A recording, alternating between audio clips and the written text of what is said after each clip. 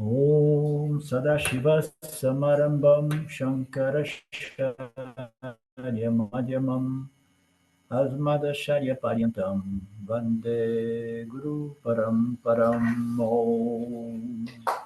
If I freeze you, let me know, okay? The verse number one we covered now was about the Lord saying a few words to Arjuna. You were frozen. He says, like, okay, let me see what the other provider will do for us here. It seems the entire area here is having this kind of problem. We're going to begin again. Let me stop this one.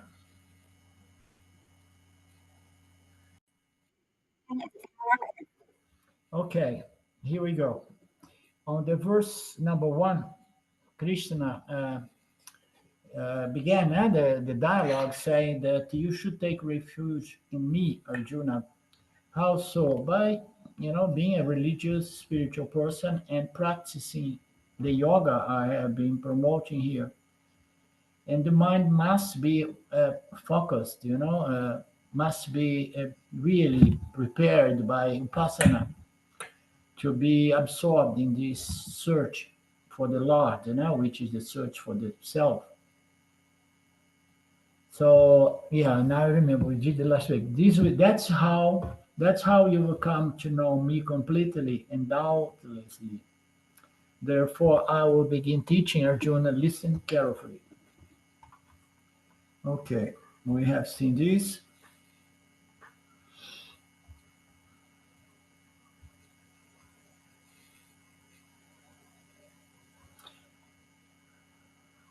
And then Swami goes about talking. Satsang. Sometimes it appears to be unrelated to the verse, but it's okay. The verse gives the teacher the opportunity to begin giving out satsang, Yeah.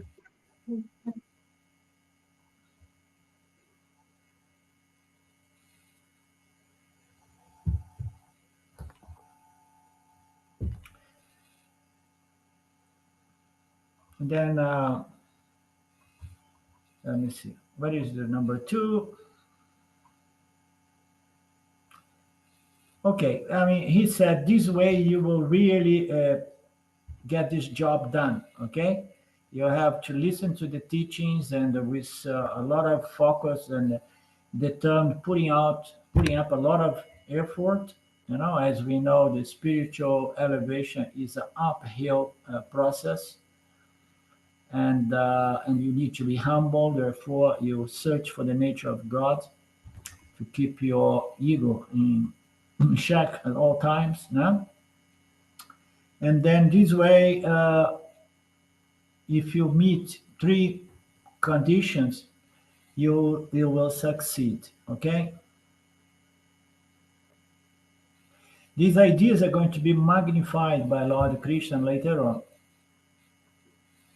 But this is the capsules of these three things, that needs to be in place.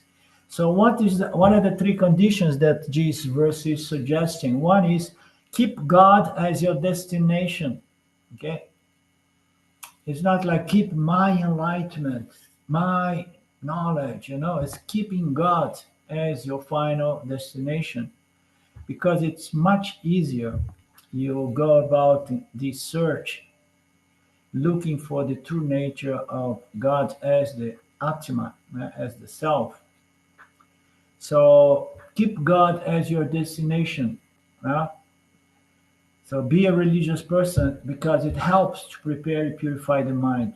Without bhakti, things are much more difficult. Keep God as your destination because that provides or supports peace of mind. So the understanding of the nature of God involves a relationship which is very intimate relationship. The person with saguna/nirguna God, okay, is going to provide a refinement and mental purification that is conducive to a sattvic, peaceful mind. So, therefore, keep God as your destination. You know that Saguna God is going to provide you with whatsoever you need. It's beautifully, precisely custom designed to you. Therefore, take everything as prasada, and that way you're going to live a happier and happier life. And you're going to have a sense of security in God because you transfer your sense of security from worldly things to God, the Creator. So you're going to be dependent on Saguna God for a time being, but your final goal is independence, okay? Which is self-knowledge or non-dual bhakti or non-dual, non-dual self. Therefore, keep God as your, how you say, that instrument that can direct you in life, north, south, I forgot the name in English. Your compass. Huh? A compass. A compass, yeah. So just keep like looking, see, and just go into the direction of God. You understand? As an analogy, as a metaphor. Keep that. Otherwise, it's a little bit more tricky and dangerous. Number two, do what you have to do. And self-effort is fundamental for this process of elevation, spiritual elevation. Number three, uh, know that no matter uh, how properly directed you are in your life and the effort you put, never forget that you're going to need the grace of the Lord. Yeah. So you can develop that sense of love, gratitude towards the Lord, and that is going somehow to grace you in a very, very. I mean, I don't go into the mystical or things in regards to the grace of God. But if you are in this relationship, and you put up the effort to understand the nature of the true nature of God as your very nature, and then chances are that through this process of refinement and purification, your life is going to get better because you have conformed your words, attitude, words, and deeds to the laws and principles of the Dharma field. So, and then you are getting the highest punya in life, which is a pacified mind. I'm not bringing into my life conflicts due to violation of the laws of God, God's laws and principles. So the grace comes like that, to my understanding. Understand? And the more you understand this relationship with God, God is something so subtle, so invisible. So the more you understand it, the more your life becomes an easy sail, as we used to say in the USA in the past. I don't know if they still talk in those terms. Because you have conformed, harmonized your life with God's laws and principles. As a result, you are getting punya, and the highest punya is peaceful, pure mind and heart, let's say. Okay.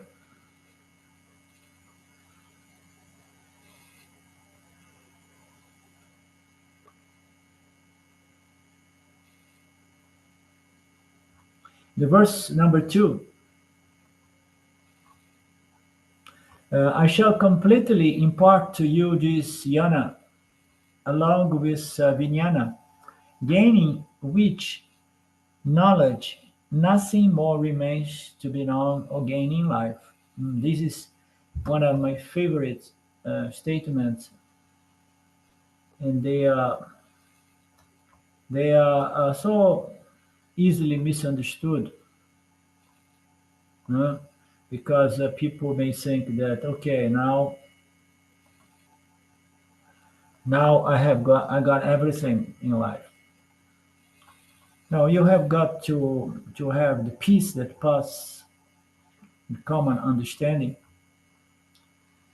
You have got to be, satisfied with whatsoever comes, mm, and you're gonna lose the desire to accomplish or gain anything more, especially in terms of knowledge. Because even in the spiritual circles, people believe that enlightenment is a process that never ends because you have to have more and more knowledge, basic, usually relate to certain epiphanies or mystical experience, or going here and going there, interdimension. People believe that more, I need to know more. No, you just need to go and see what you are. Gaining that knowledge, you are not going to be desiring to know more. And these people cannot believe it. How could there be a knowledge that puts an end for the need and desire to know more and more and more and more? So the person that comes to this knowledge is because gradually, but through the entire process, develop more and more vairagya. And then in the point, in the very end of this process, it only want to know to have this directly parokshayana, the only thing. And so once you have that knowledge, which is the knowledge of your true nature as whole, full, and complete, limitless conscious existence, and then and then what more to know? You may get to know more things. You may have as a hobby interest to know other things, but it's mostly as a hobby, as a pastime or time pass. So I don't know, is he talking more here about the fullness of um, that knowledge? We don't, I did not understand. Are you saying something? Are you asking something, or you were saying that I froze again? no, no, you did not freeze. This is working well. It seems to me when he says nothing more remains to be known, it's pointing to fullness. Yeah, absolutely. Yeah. Or, And that incredible desire to know things that there are so many fields of knowledge in the world, and one may have an interest in this area, sports area, politics areas, anything, science, anything. But with self knowledge, that is not something anymore that you are compelled to do as a mean to get fuller or satisfied or pacified. You understand? You may have as a curiosity, as watching a show, watching a movie. I say, oh, I mean, nowadays there are some series that are so entertaining. That here and there, when I hit a good one, I say, oh, I want to know what next. What next. So that's a nice story. So this world can be seen as a nice story. It's sometimes very dramatic, unfair, and so on. But you want to see. So where is it all going? But it's never as desire to know something, as you well said, to complete and resolve your mind. Your mind is resolved by this knowledge that puts an end to the need to know more as a means to complete yourself.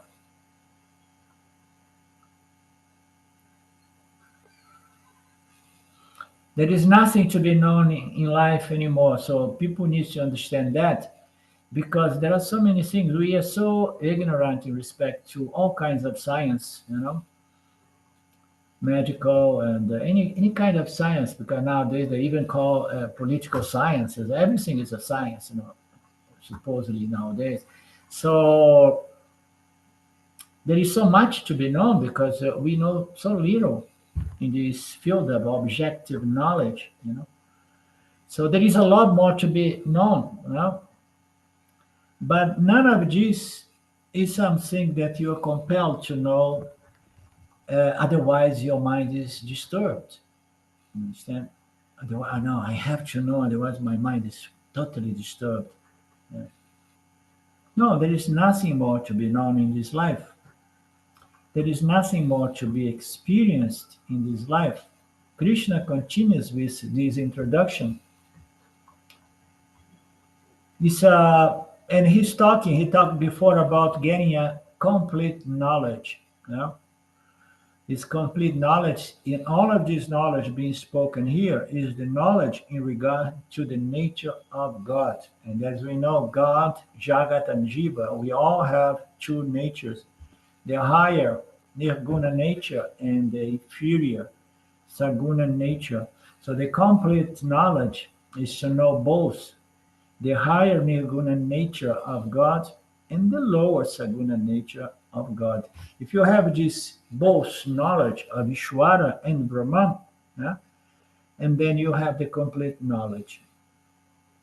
And he says, I will give you the complete package. Saguneshwara Yana and Nirguneshwara Yana, both. And in this chapter 7, he presents the Ishvara Yana, Ishvara Yana, giving a technical name as Yana. No, he keeps it Yana. And the other one, he calls it Nirguna Yana. Yeah? So it's just a knowledge in regards of Saguna nature of Brahman or Ishvara, or the knowledge in regards to Nirguna nature of Brahman. Otherwise, these names may create confusion. But it's and the Ishvara Yana, Nirguna Ishvara, Nirguna Brahman knowledge here is giving a name to differentiate from Yana. Yeah? It's a Vijnana is the complete. It completes your knowledge because it's the knowledge of Nirguna Brahman. Yeah? So Vijnana is not science, because there in Tamil it seems that it points to, it has that meaning as well. So this we are not Tamil people, we don't speak the language, we don't need to know those nuances.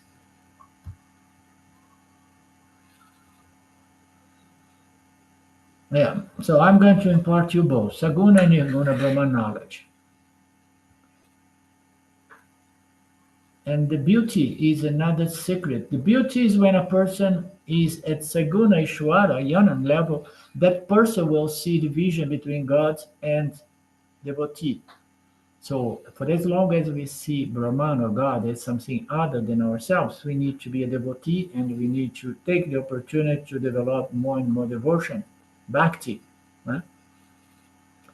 So the beauty is that this vision, it fades. At Saguna level, there is this difference between the devotee and the object of devotion. But once you understand God as your very nature, your mind is purified and elevated by this knowledge of the nature of Nirguna Svarupam, God. To your utter surprise, the person finds that there is no difference between God and the individual as Tattvamasi. You are that same Atma. You are that same conscious existence.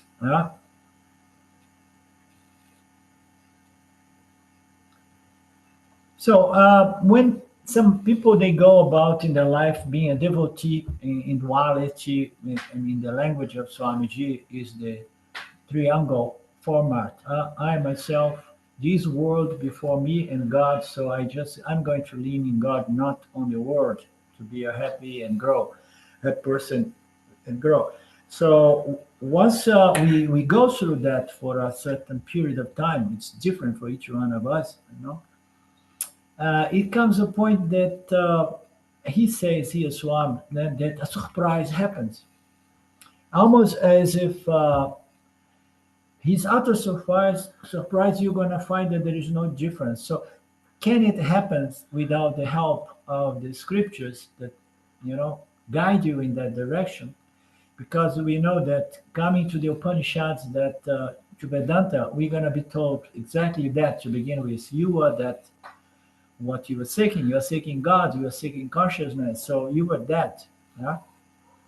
So, but for other people, maybe in the Indian culture, that they were not subject to this direct path phenomena that we find in the West, maybe people, they begin searching the nature of God within this relationship, and then one day he says, saying, "Oh my God, I'm surprised now. I understood that there is no difference between my nature and the nature of God." You know?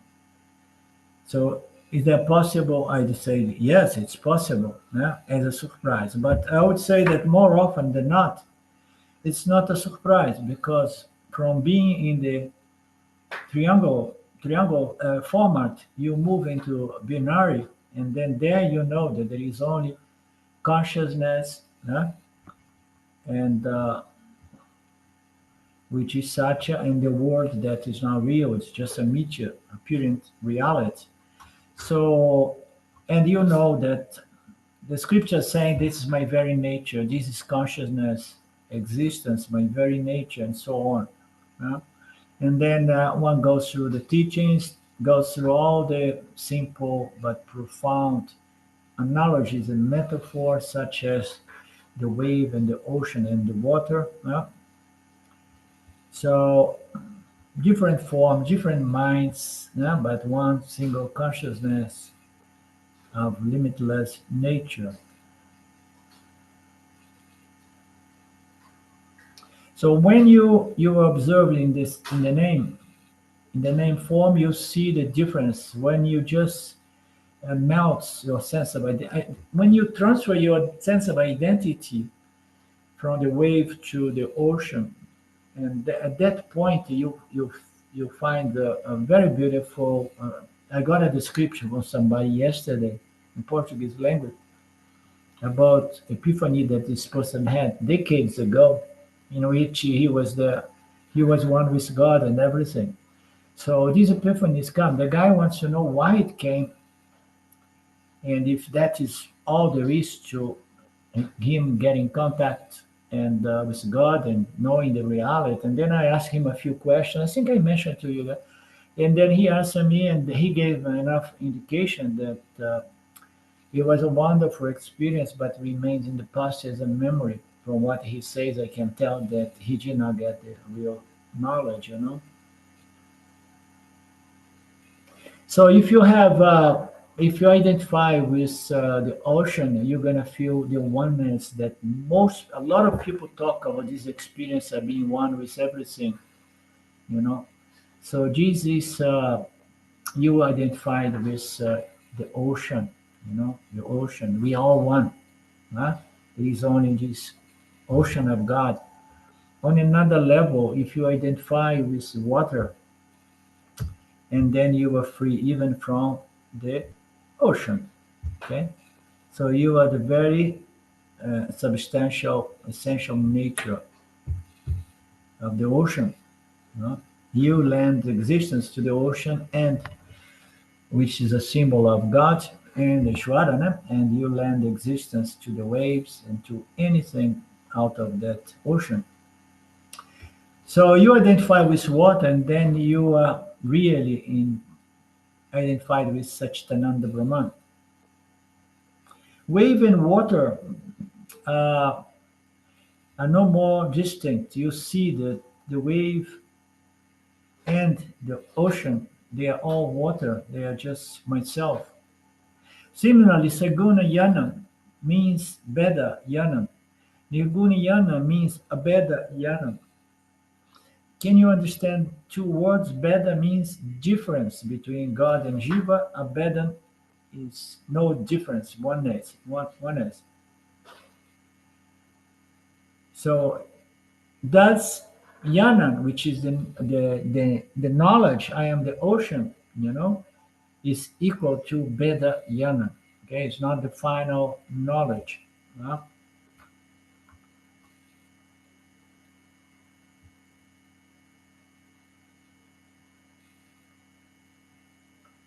Okay.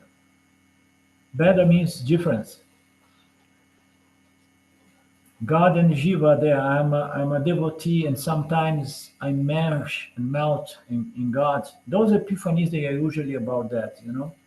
People just feel like this oneness, and then they feel again apart. They feel the oneness, they feel again apart, you know.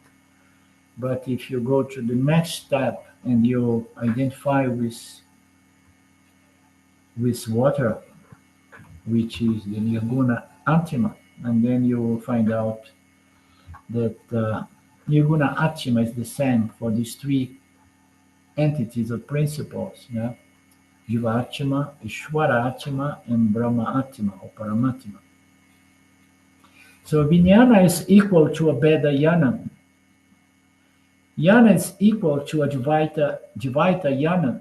So I'm seeing consciousness, or I'm seeing consciousness, and I'm seeing a certain God, you know, I'm seeing something other than myself. You can go about searching for God or to consciousness, you know, and what happened here?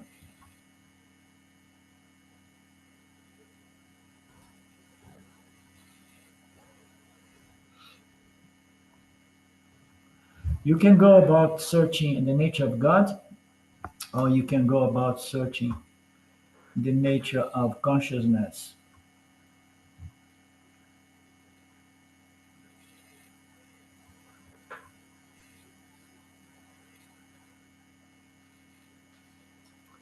This is the complete teaching Swami is referring here, Krishna is doing. Dvaita and Advaita Yana. As we know, all bhaktars or devotees, yeah, they are Dvaitas, yeah? They are Dvaitins. You know? They don't want to see God as their essential nature. They find that absurd. So they are Dvaitins. And Advaita means that there is no difference. You need to know both. You need to know in which way you are different from God and in which way you are exactly of the same nature of God. And not make any confusion about that. Otherwise, you may begin tripping. Until I have understood these two fields of spiritual knowledge, you know, I have understood, and it is enough. Until you say that, I will Vatsyami Aseshata. I don't remember the meaning of this one. Did you do any research of this one? I think that's the part of the verse that says, I will completely enjoy. Until you get it, I'll tell you. Okay, complete. Yeah, complete and incomplete. What is the benefit of this knowledge? Having gained this knowledge, you have no more desire for more knowledge. And desire for knowledge is not something so as relevant as the desire for experiences, you know. So once you have this knowledge, you start losing the desire for more different experience. People live their life want to have more, better, and different, as James used to say in the past, more, better, and different experiences, you know.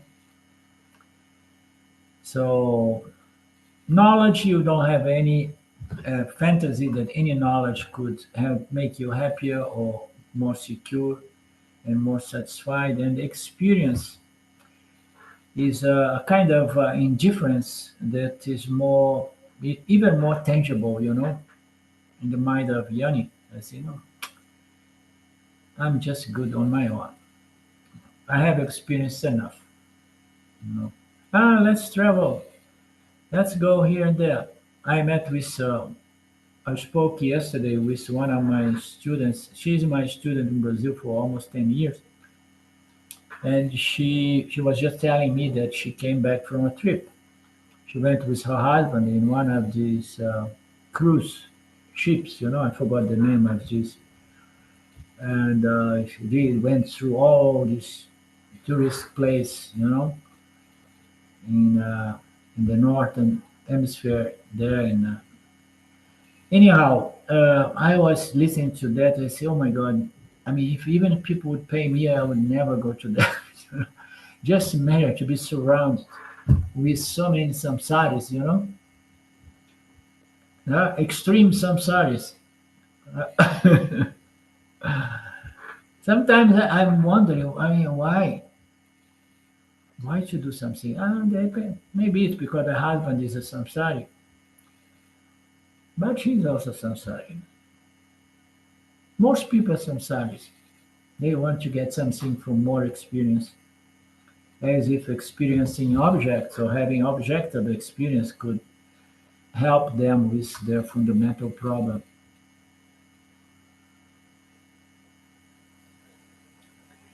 You have no need to know more thing or experience more thing. Your intellect is already satisfied, fully, totally satisfied, says here. All intellectual questions in regard to the true nature of reality, they are resolved. Okay, you don't need any more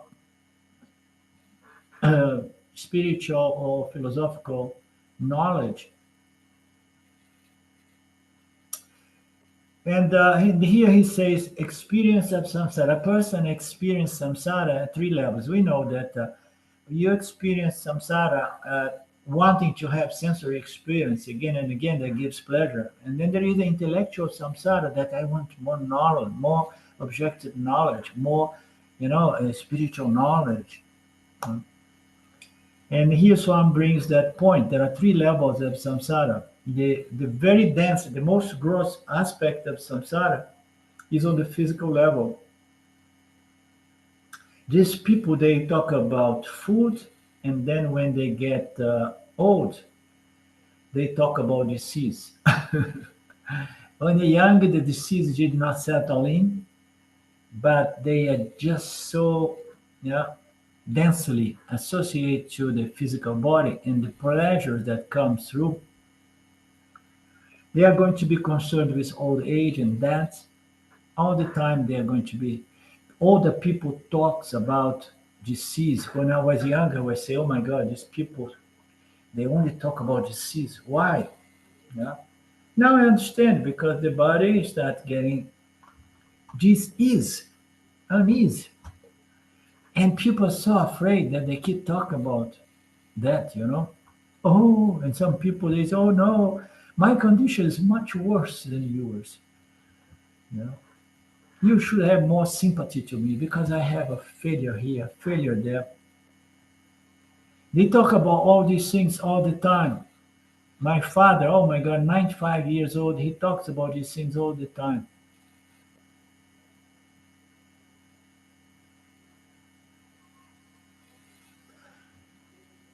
This is the samsari at the grossest possible body level. Then there are some other advanced, a little bit more advanced people. They are not bothered about these physical sensory conditions, but they are hooked up with the emotional world. Okay, they lean and depend on love, appreciation, validation. And so emotionally, they are weak. They feel the emotional needs. They are not much hooked and depend to the physical pleasures that life brings through the sense, but they want love, appreciation, validation, attention. My father has both. My father has that as well. He wants attention. All these emotional needs of life are very strong to these people. They tell me, Swami say they come because Swamiji, like most of these Swamis, when they become known and famous and give many lectures like that, they become a counselor or a therapist, a psychologist to these people. People come, Swamiji, I'm very fine, I'm okay. My house is good, my children are growing up, but nobody comes to see me anymore. Even my grandchildren do not come anymore. I feel so bad. Some needs more physical things, others needs more emotional things, you know. So just imagine the position of Swamiji. It's something to inspire me because he's there talking to people for years, decades, and so on, and people still comes there with to express this samsaric dependence, nature. Oh, I need this. My body is this. My body is that. How long you studying with me? 20 years. Oh my God, I must be a terrible teacher. You know.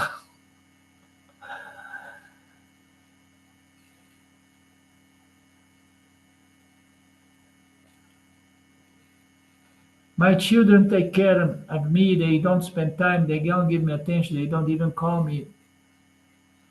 Okay. Well, let's see the third level of samsara. Let's hope that he does not forget that. Usually he does not skip anything.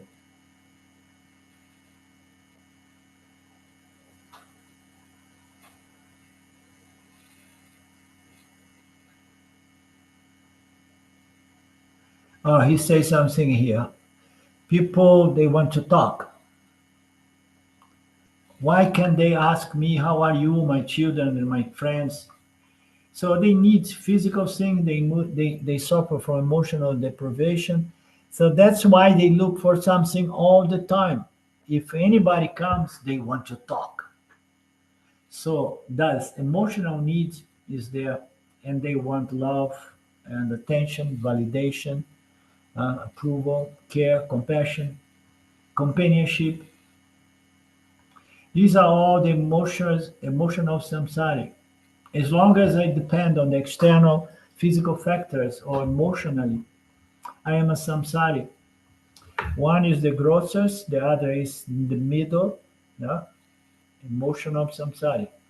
But then there is a subtler, the highest level of samsara. Wow, I'm growing. I was a samsari on the highest, the grossest possible level, and then I went to the subtle samsari, and now there is the highest samsara. So I was graduated as a spiritual samsari. Well,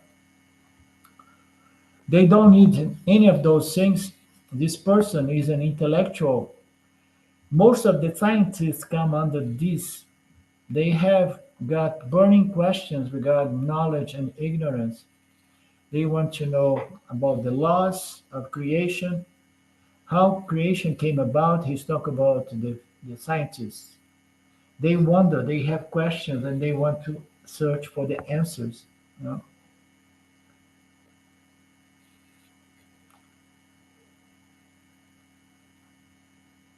Many people will say, these people are crazy. They have all these quests for the nature of the self and God. So they're never going to get anything. Any parents, materialist parents, they feel like, my God, my son and my daughter is wasting his or her life in the search of the self. They want to find themselves, you know? Such a waste. They're wasting the time. They could be making money.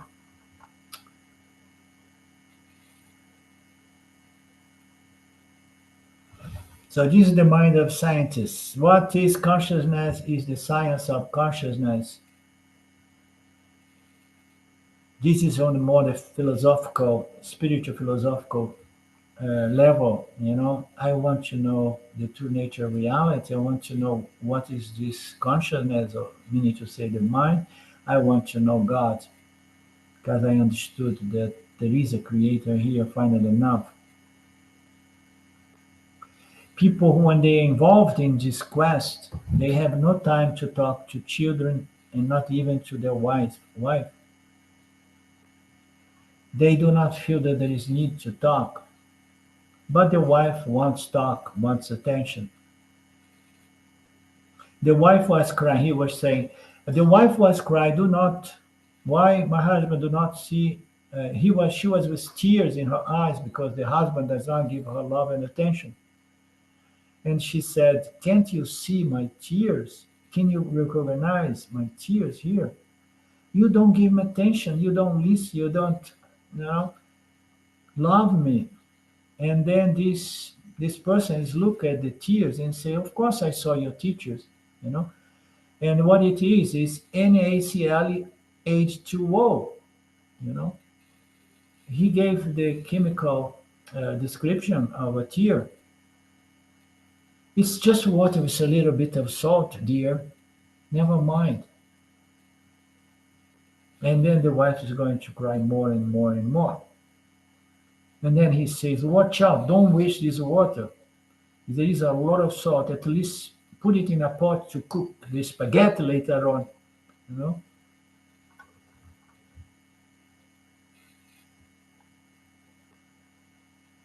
Okay, try next time. So for this person, he does not see the emotional deprivation of his wife, the tears, he sees it as a chemical form. And his worry is intellectual or spiritual, philosophical. This is another samsari, okay? He has this hook to get this kind of knowledge, yeah? Scientific knowledge or philosophical knowledge. And by gaining more and more knowledge, the person gets intellectual fulfillment. By getting attention from people and love and appreciation, the people get emotional fulfillment. And by getting sensory pleasures, and one gets physical fulfillment. So you find all the fundamental questions regarding Jiva, Jagat, and Ishvara will be resolved with this knowledge. Therefore, Arjuna, this chapter is very important and worth studying. Come to the next class, he says to everybody.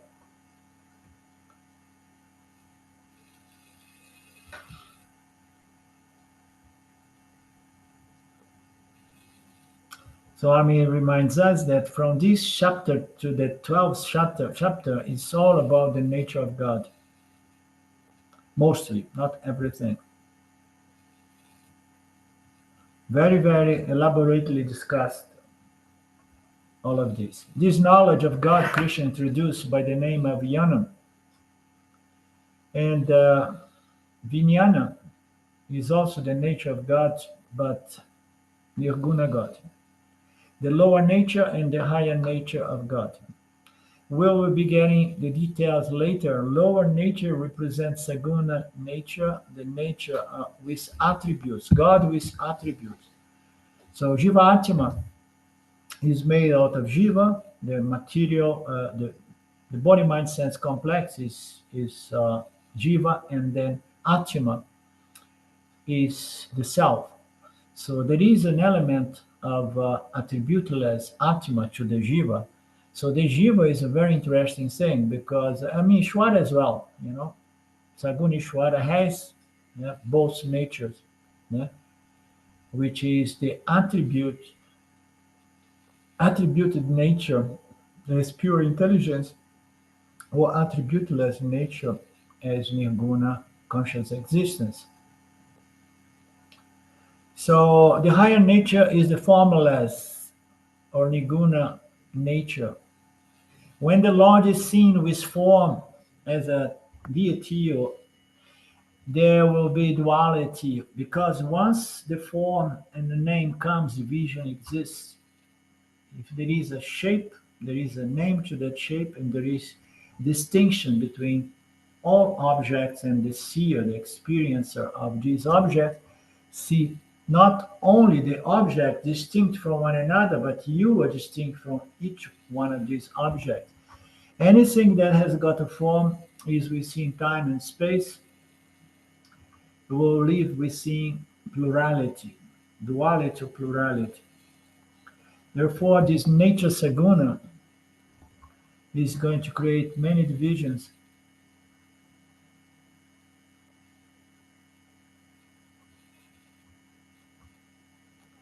So Veda is division. So Saguna, nature of Brahman, brings about division. The entire Jagata is seen by the Jivatma as divided, infinite numbers of distinct number rupas. Yeah? This is the lower nature of Jagata, and this is the lower nature of gods, the deities. Yeah? The higher nature of these gods, the higher nature, even Jagata has a higher nature as well. It's the existence that holds Jagat together.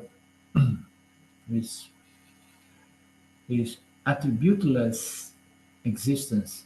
I don't know, but how? I mean, everything in the Jagata is defined by, you know, by attributes or the configuration of everything. You're gonna look chemically or physically. So there are qualities, properties, attributes. I say, yes, this is the inferior nature of Jagata. But Jagata is supported, sustained by its very higher nature. Jagat is just happening within consciousness, its very higher nature. This higher nature has no guna, no form, no name. It destroys all divisions, all attributes. So attributes are going to bring divisions or distinctions or separation. Just as the space has no form, and in space there is no division also, when one comes to the formless Brahman, the nameless Brahman, attributeless Brahman, we have come to Advaita, or no division. Advaita, division, plurality, duality. Advaita, no division.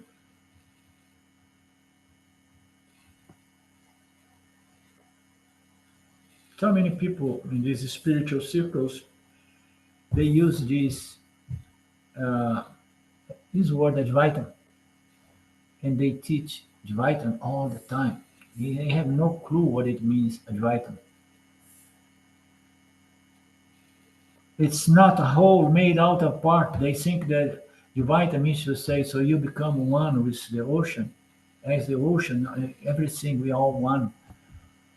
No, Advaita is not uh, a sum total of all divisions or parts or distinctions.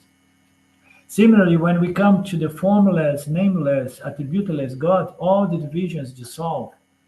Even the division between the devotee and God also will go. Therefore, higher nature means Advaita, nature, Svarupa, nature. The nature of Advaita is no division. Lower nature means divisions. There's lower, Saguna, Advaita, they are all pointing to the same thing. Higher nature is meaning to say no division, true nature, no attributes, and so on. Nirguna rather than saguna. There are no gunas involved in our higher nature, in the higher nature of Ishwara. In the lower nature of Ishwara, there is guna. What guna? Sattva guna. The superior nature of Ishwara is what? Is Nirguna Brahman, Nirguna conscious existence. Since the higher nature is without any attributes, it will be too abstract for most people beginning this process. It's going to be difficult for them to understand and even to worship something that has no name and form. Now, we find a lot of Westerners all over the planet now going into the search for reality, never being a devotee of the Lord with attributes. So they go directly into the most subtle and abstract without ever being a devotee of Dvaita. Ishwara, Ishwara is separate from myself as the creator. So how can you really conceive a formless consciousness or Brahman or existence as your true nature? It's so subtle.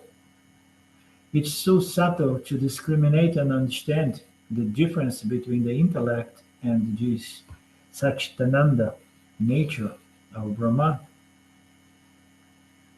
It becomes too vague and abstract. It becomes most of the case of philosophy.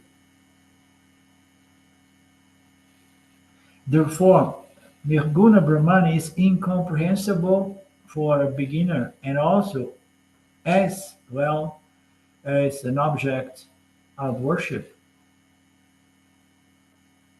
How can I be a devotee of something that has no name, no form, and no attribute? Therefore, everyone must begin from the lower Saguna nature of Brahmana, Ishvara, concrete.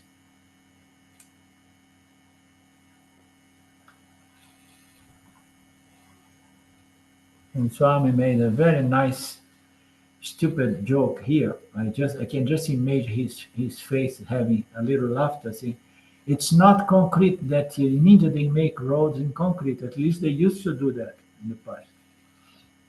It's not that concrete. It's mean the opposite of abstract.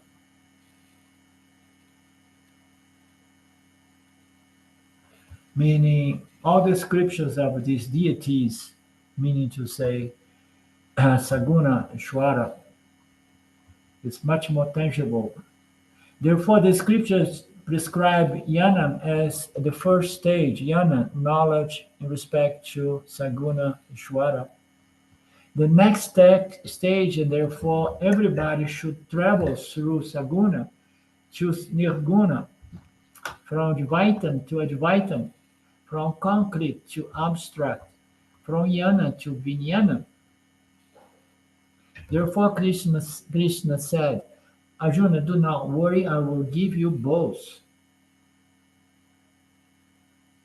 And then the Westerns will say, no, no, no, I just want the vijnana. Okay? I don't buy into this thing of Saguna, God, the creator. No. All there is consciousness, and I'm under the impression that consciousness is what I know as my mind.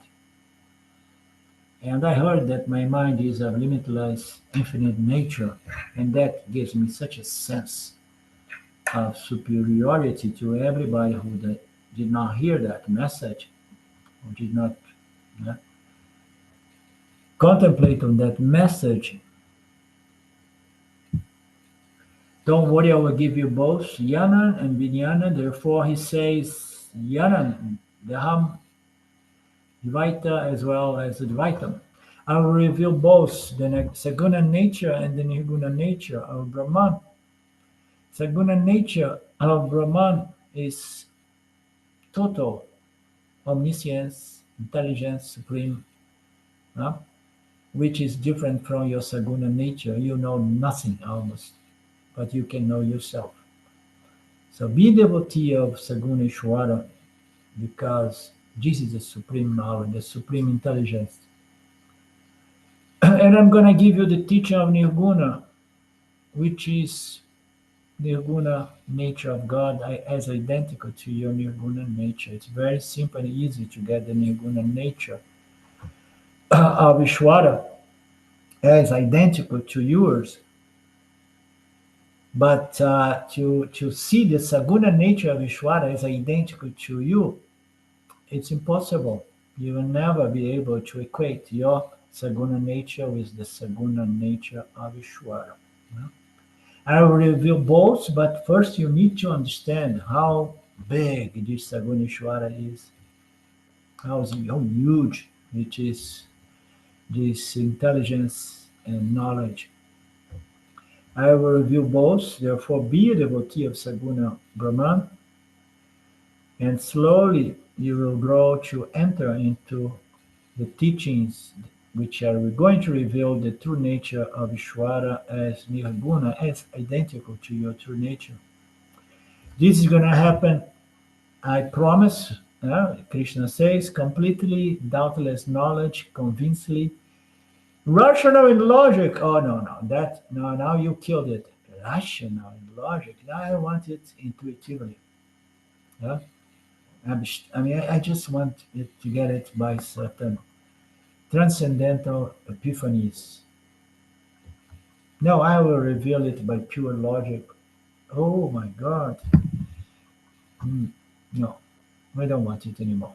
This knowledge will be so comprehensive, so elegant, so convincing, so complete, that all your intellectual questions regarding the world, God, and yourself will be answered.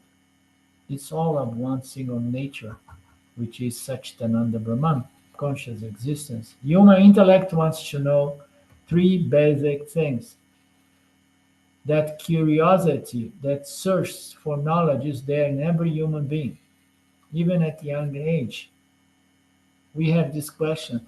We want to know what the heck is this world? We want to know what is God, or even better, is there a God? If there is one, I want to know.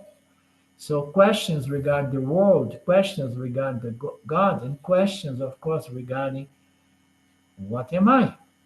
I heard about God, I heard about the world, now I want to know about I myself, the Jiva. Shwara, I want to know, Jagat, I want to know, but most important, I want to know what am I?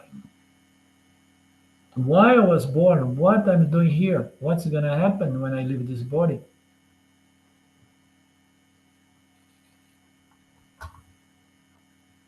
This question regarding myself, God, and the world is always there in everybody's mind. Some minds they are too dense, these things get buried inside there. But in young age, most children ask those questions to their parents. And the parents are going to say, forget about that, I don't have time, I need to go to my work now. Then the children, after trying, they just say, it's useless, nobody's going to answer me those questions. It's better I become a materialist person as well. But some people, they rebel and say, no, I want to know what is the true nature of God, the true nature of the world, and my true nature. I don't care. Most people around me are trying to ask questions that are going to help them to survive in this crazy world and to prosper. But I want to have those fundamental questions first.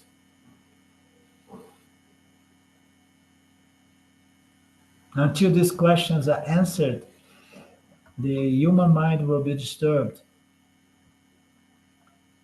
This is intellectual samsara, and Krishna says this intellectual samsara will go as well once you know the question, the answer for these three levels of curiosity. It begins as curiosity. You will know what is the nature of God, what is the nature of the world, and what is your true nature. And what you're gonna get for that? You're gonna get fulfillment to the extent that you don't have any need to know and experience anything anymore. So I'm saying, so this is a big advertisement, uh, something like that. Krishna is giving trailer. Okay, he's now I understood. He says the trailer of a movie, the the advertisement of the movie. He says so. He's really he has done some marketing course, and Krishna now is really doing this big advertisement about what's coming in this beautiful chapter 7. Okay?